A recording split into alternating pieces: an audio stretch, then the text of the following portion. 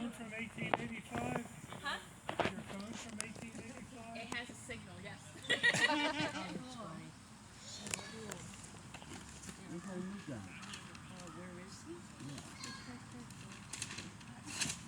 Nothing in the paper. Positively nothing. And I have read through every line of it, advertisements and all. Oh, somebody coming at last. I wonder who it could be. Somebody who has thick boots. Oh, it's Lady Loverbond. Her footsteps always remind me of a policeman's tramp along the pavement. Well, she'll talk for 20.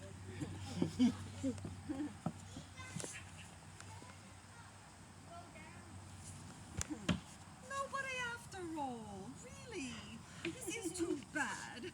I have been back in town for 3 weeks. Left cards at all my acquaintances, bores, frumps and all, and let them know that I am at home Wednesday afternoons, dating from today.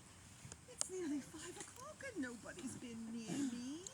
What's the meaning of it? Ooh, what will my new staff think of it? I told them to expect at least 30 people here by 4 o'clock. Oh, they're going to think I'm a miserable imposter. Oh! Come in! Oh, it's you, Juliet. Oui, madame. I thought madame would not wait longer for her tea. Madame ordered it at 4 o'clock for her visitors. Oh, did I? I meant 5. Nobody comes before 5. Madame said quite a little crowd would come at 3. Oh, well, you misunderstood. Who rang just now and was admitted? A visitor for the cook, madame. Oh, my cook receives on Wednesdays now, does she? Oui, madame. As madame does not go out on Wednesdays, cook thought she would choose the same day as madame. Oh, upon my word. Oh. What are you doing, Juliet? Oh, if all the cups are clean, the first person to arrive may think madame has been neglected this afternoon. And I wish to preserve the self-respect of madame. Nonsense, as if anybody would look into cups and draw such a... Probably madame herself would at the house of another. Look at these chairs. Their order is to manifest. Each says, nobody has sat in me, if you will permit me.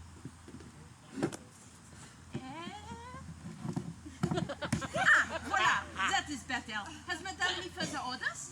No, thank you, Juliet. I've done quite enough for my self-respect, I assure you. Madame. Next, I wonder. Oh, that Juliet, she's an extraordinary young woman, to be sure. Oh, is this somebody for me or for the cook? Oh, I'm sure it is my turn next. Oh, my work. Always does well to have work in hand. Dissipates any notions of frivolity and makes one's idle friends uncomfortable. No need announcing me. Oh, My dearest Mrs. Montrevor, I am so delighted to meet you. as I am to see you. Oh, I just knew you would pay me a visit this afternoon. Oh, a visit. No, this is not a visit. This is just me popping in to see how you are. You know, a quick flit in, flit out. Oh, like the transit of Venus. Yeah, oh, dear, how you flatter me. You know, there was a man at Florence who once said I reminded him of the Venus of Mile End. Venus de Milo, I think you mean. Yes, same thing. Oh, what I was going to say was I was at Piccadilly on my way to Princess Hall for a concert, and I thought, today is Mrs. Montrevor's afternoon at home. I'll just pop in and we'll have a few minutes quiet chat since I know I will find her alone. Alone? Oh, my dear, if you had come not 10 minutes sooner, why, there would not have been a chair for you to sit upon. Why, ever since 3 o'clock, this room has been crowded, positively crowded. Why, my throat is quite sore with talking. Oh, I thought your voice sounded a bit shaky. Shaky? Well, I mean dreadfully tired. My dear, you really must take better care of yourself. Keep your feet warm and your head cool. That's my way. Now, here this afternoon? Oh, practically everybody. The French ambassador, the president of the Board of Commerce, Mrs. Happy Rock, yes, yes. Lady Smith Kensington, the Duchess of Dorset, the The president. Duchess of Dorset, are you quite sure? What do you mean by sure? I thought the dear Duchess was at Nice. Oh, so she was. But she only stayed there a short time and has just come back. A very short time. She only left London for France day before yesterday. Oh, well, one travels so quickly nowadays. Do have some tea? Oh, thank you. I'll help myself. Yes. I hope there's some left. Oh, this is quite full. Oh, well, it's been refilled so many times, I'm afraid. It's rather weak. Oh, we.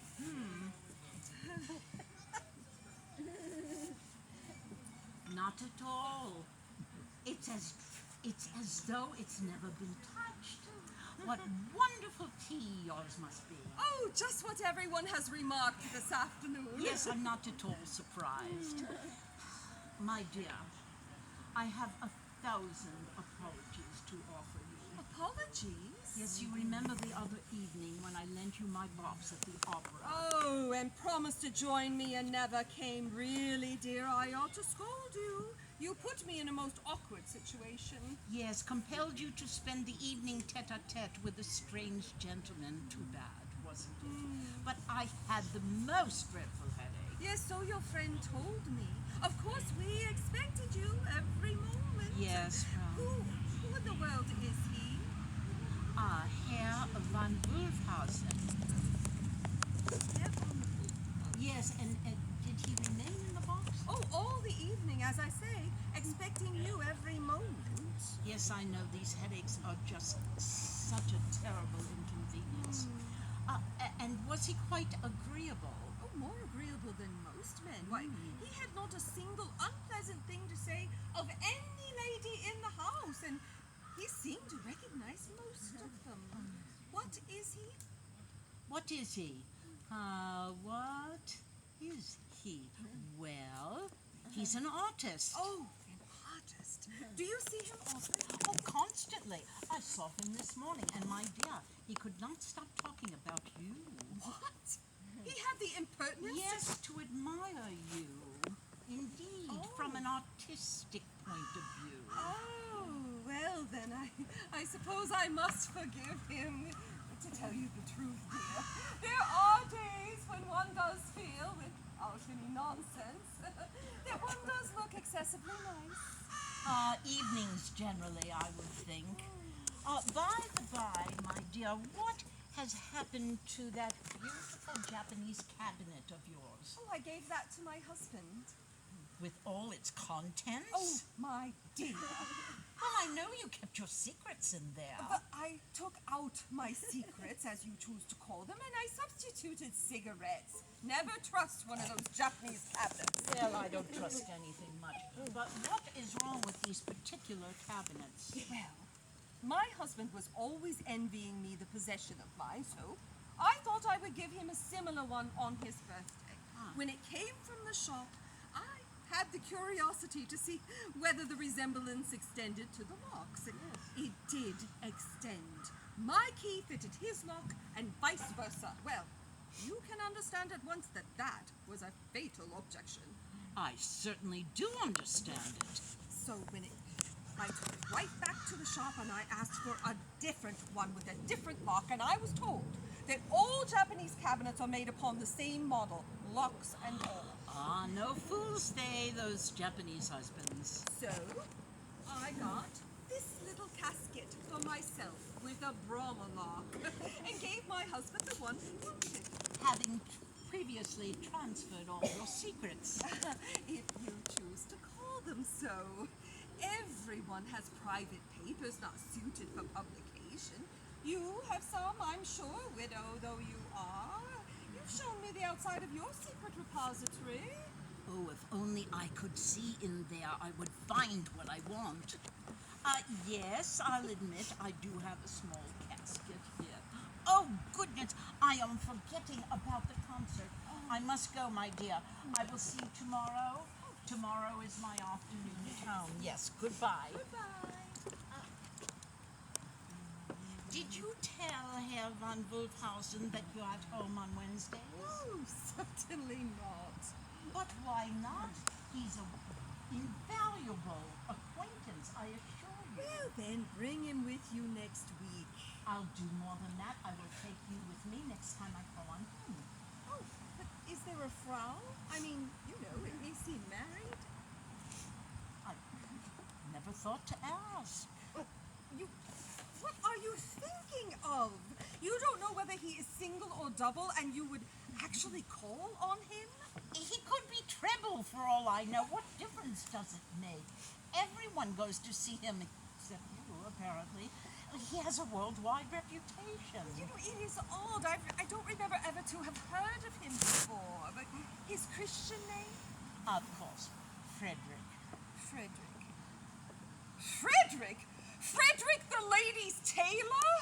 The very same elegant and charming gentleman with whom I spent an entire evening at the opera. Oh, I shall die. Dear, don't die. Have some tea. There's plenty left. Oh, it's horrible. It's abominable. Oh, Mrs. Norwood Jones, I shall never forget nor forgive you for this disgraceful act of treachery. No, my dear, I hope you won't. What? It was an act of vengeance then? What for? What for? I determined to pay you out for supplanting me in the affections of Lord Fabian Fitznoodle. Lord Fabian Fitznoodle? What in the world are you talking about? I confided in you that Lord Fabian had been paying me a great deal of attention. And then, during my temporary absence from London, you, my dearest companion, determined to try your hand at a flirtation, and even invited the silly old fop to your house in the country. I did nothing of the sort. It was my husband who invited him. Oh, of course. And your husband encourages him to write to you, I suppose. Write to me? His valet delivered a letter here yesterday. I swear to you, I received no letter from Lord Fabian yesterday, but how can I convince you? By proof positive, you keep your secret correspondence in that box. Give me the key. Oh, you are asking too much. I thought you would say. But if I put you to such a test, would you accept it? Willingly. Come with me now to Berkeley Square, and I will show you. My carriage is right outside. Oh, can I? I am at home this afternoon. Oh, don't be afraid. No one will come. That little drama at the opera. Mrs. Norwood Jones! Oh, very well. I will go home and get my box and bring it here. Dare say, before you bring it back here, you will have taken care to sift the contents. How wickedly suspicious you are. Here. Here is my key. I give it to you. Well, that is fair. Here is my key. There. No! No, no. The two together. You said so yourself. And when you look in my casket, you find no letter from Lord Fabian. Then, sweetest, we'll be dearer friends than ever. Thank you. And how do you propose to atone for the lady's tailor affair? Oh, quite simply tell everyone that my German cousin is ridiculously like Frederick, and they're an end to the matter. I shall return with my box. Now I've got her. What to do? Oh, what to do? Oh, let me think. Madame, want any fresh tea made? Oh, no, thank you, Juliet. There's quite enough, I assure you. Ah, but this is so strong and bitter. I should make some fresh. I so understand tea, Madame. Why, when I was in the service of the great Russian lady, Madame la Princesse Borodinsky, Princess Borodinsky? The lady who's making such a sensation in Paris, and whom everyone is talking about, and is expected soon in London. Juliet, I wish you to do me a little service. With pleasure, Madame. That lady, Mrs. Norman Jones, who just left, has often expressed to me her desires to get into the society of the princess when she comes to London. Madame la Princesse is very particular. I'm afraid she would not accept my introduction. Oh, no. I do not go so far as to ask you to do that. Juliet, I want you to put on one of my dresses. And when Mrs. Norwood Jones returns, I will be able to gratify her desires by presenting her to the princess. Do you understand? Oui, madame, I understand, but it is a risk. I am afraid. Juliet, if you pass yourself off upon Mrs. Norwood Jones as the Princess Borodinski and you successfully give yourself the airs of so fashionable a personage, I will give you a £10 note. A 10-pound note? Oh, madame may make herself quite easy.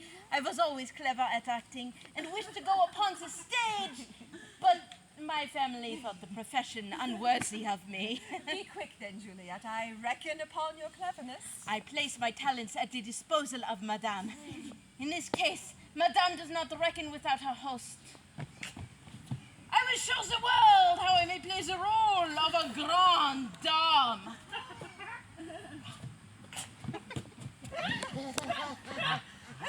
Now, for further precautions. That Jones creature, she never dreamed that I had 2 keys to my casket. She would think me too great a fool for that. Here is Lord Fabian's letter. I have kept it because I couldn't make up my mind whether I should show it to my husband and have him go and kick the writer. It is a perfect masterpiece of impertinence, written in a most vulgar style, full of slang, even suggesting a visit to the Crystal Palace. Oh, the man must be mad. Oh, these letters, it wouldn't be fair to let Mrs. Jones see these. Oh, all these photographs, recollections of the past. But I must leave something for her to find. Oh, I know. A temporary exchange.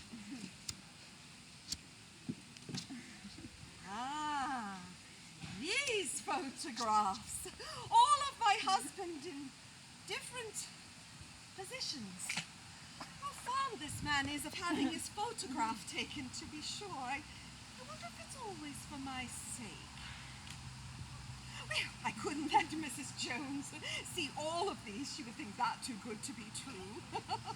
2 will be enough. Oh, letters from Mama. Oh, and some from my brother Tom. And, oh, two receipts from my dressmaker. Oh, I ought to hide these. Oh, a letter from Mrs. Jones herself. It will flatter her to find it there. There, in they go. Now I am ready for the tortures of the Inquisition.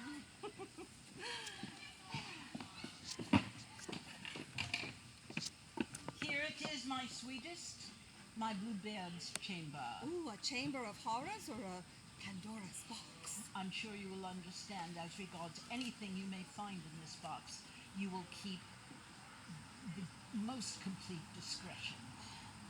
Dear, how can you even ask such a question? Do I not rely equally upon you? Very well. Ready? 1, 2, 3, and away. Oh, 3 receipted bills. Ah, yes. I wish there were more bills for boots, bonnets, gloves. Oh, I wish there were fewer. Ah, a photograph. 2 photographs. Oh dear, only your husband. A miniature portrait of the late Mr. Norwood Jones. Yes, MP. Don't forget the MP. He was very particular about that, the poor dear. You know, he gave me that casket. Oh, little dreaming what use you'd make of it. Well, he had a most confiding nature. Oh? He knew he could trust me thoroughly. But why are there two portraits of Mr. Montrevor? Oh, you see, my dear, one of them as he is and the other as he ought to be. Oh, yes. The other in Spanish costume and looking quite lovely. Yes. And not a bit like him. No, not a bit. Oh, I mean, it looked like him when I married him. Yes, well, he's gone off quite a bit since then, hasn't he? Yes, he's had quite a lot of anxiety. I'm not at all surprised. Oh, a letter from me to you. Oh, and some of my scribblings to you. Oh, my dearest Mrs. Norwood Jones. Oh, my darling Mrs. Montrevor. You are satisfied that there is no trace whatever of anything from Lord Fabian? Not the slightest suspicion of such a thing. Ah. She's got another key. She changed the contents of her casket. And you will forgive me for that little drama at the opera the other night. Well, it wasn't quite fair, but I suppose I must forgive you. It really was very clever of you. I almost wish I had invented it myself. Oh, yes, and then played it off on me. Oh, what a dear, sweet, kind creature you are. Oh. May I come in? Oh, yeah, of course. It's delightful to see you. What a beautiful bonnet. Who could she be? Oh, my dear Madame Montrevor. You look so nice. You must let me kiss you. You must, indeed. A Russian custom. Yes, and you must let me introduce you to my dearest friend, Mrs. Norwood Jones, the Princess Borodinsky. Oh, the Princess Borodinsky. The Russian lady about whom we've heard so much lately. Oh, Madame, you flatter. You have not heard so much of me as I have of you. The celebrated beauty, Madame Norwood Jones. That dress, I wonder if it's Russian too. Madame Montrevor has often said you are a perfect miracle of elegance. Oh, well, I don't deserve a compliment such as that. Certainly not. It is not a compliment, but the truth. She is wearing a dress and a bonnet that I have not yet worn. Do you know, ma chère, that I'm extremely angry with you? Indeed, may I ask why, Princess? You have not been to one of my evenings. Oh, well, I have only just gotten back into town and my new toilettes are not yet ready. I knew the princess was coming to London, but I didn't know when. I have been here a week, and I receive Mondays, Thursdays, Saturdays, and there is dancing. Also ceremony, you know. Low necks, but no diamonds. You really ought to have come. The Duke de Montepazzola has been quite upset at your absence, Chabelle. What?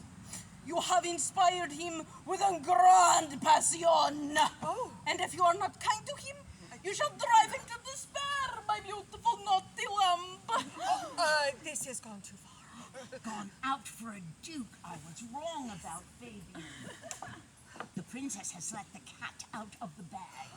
Sit down, my treasure. I have so much to say. Will you excuse me for just a moment? You have reminded me of a letter I need to write. Oh, to the Duke? No, to the Duchess. The Duchess. Pray go and write. If Madame Jones will stay with me. Oh, charmed, I'm sure. She is as impudent as the lady she pretends to be. Now, if I can get her to invite me to one of her evenings. Tell me, Princess, how long have you known Mrs. Montrevor? For a long time? Oh, yes. Chance brought us together some months ago, although we are not altogether in the same society. Oh, of course not. We thought we should suit each other, so I accepted Madame Montrevor's invitation to spend some time with her at her home in the country. Ah, what charming little shoes you wear. Oh, merci, mon enfant. Oh, she called me her infant. Oh, They are too large, I am afraid. Madame's feet are much larger than mine. Madame's? Madame, my companion, a Russian custom. We never bother ourselves about matters of toilette and leave such trifles to our femme de chambre. Could you ring the bell and ask Madame's people to bring me some tea? Oh, allow me, dear princess. Cream, If you please. sugar. 3 large pieces. I will have a dress like that if I have to send to Russia for it. 3 large pieces.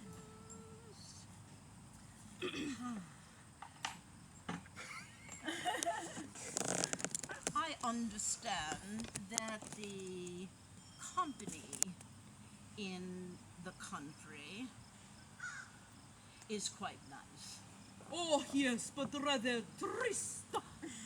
And what beautiful French she speaks. I find the country rather dull, but the people are nice. I mean, it's good society. Oh, not very nice, but commonplace and vulgar.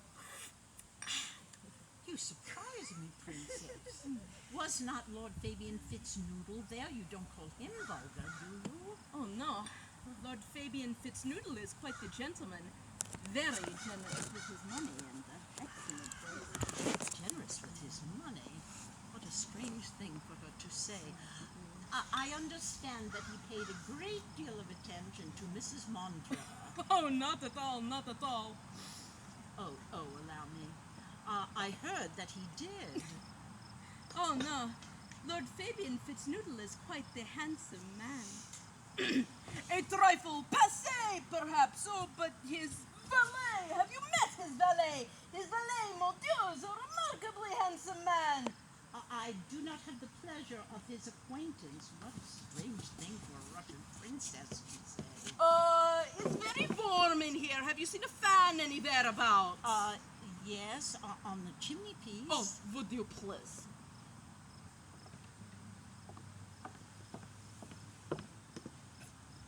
Here you are, princess. Thank you. Clearly she's accustomed to being waited on. Tell me, princess, what do you do for amusement when you are in London? Do you go to the theater? Whenever I can, but it is not often. I have so few evenings to myself. Only 1 or 2 in the course of a month. Sundays, of course, but in the stupid London, there's no theaters on Sundays. Only 1 or 2. Oh, you must mean you're overwhelmed with your duties. Yes, always hard at work. Yes. Do you like music? Oh, oui, j'adore la musique. Allons enfants de la patrie, les jeunes de gloire arrivés. How thoroughly Russian. Oh, dear princess, I am on my way to a concert. Schumann and Mendelssohn. If I could get a place for the princess? Oh, Madame Jones, you are the most adorable person I've ever met. Let me kiss you. Oh. Oh, thank you, my child. I assume I may have the pleasure and honor of having you at my Saturday evenings. Just what I wanted. Oh, you are too kind, princess. Thank you. But we must hurry or the concert will be over. My carriage is waiting. You are going so soon? Yes. I am taking the princess to Prince's Hall. If Madame will excuse me a short while. Excuse you. I am only too delighted you're going. Oh, she's furious. Oh, princess, here is the 10-pound note I promised you. Oh, merci, Madame. Mille fois merci. A pet charity of the princesses? Oh, allow me to add my widow's mite. Here's 20. Now we really must tear ourselves away. I'm ready, my child. How long am I to play Princess? Oh, until after the concert, when you get back. Lead on, madame, I beg. After you, dear princess. Oh, if you insist. 30 pounds, c'est magnifique! We shall return in half an hour. By tomorrow, all of London will know that I am the intimate friend of the Princess Borodinski.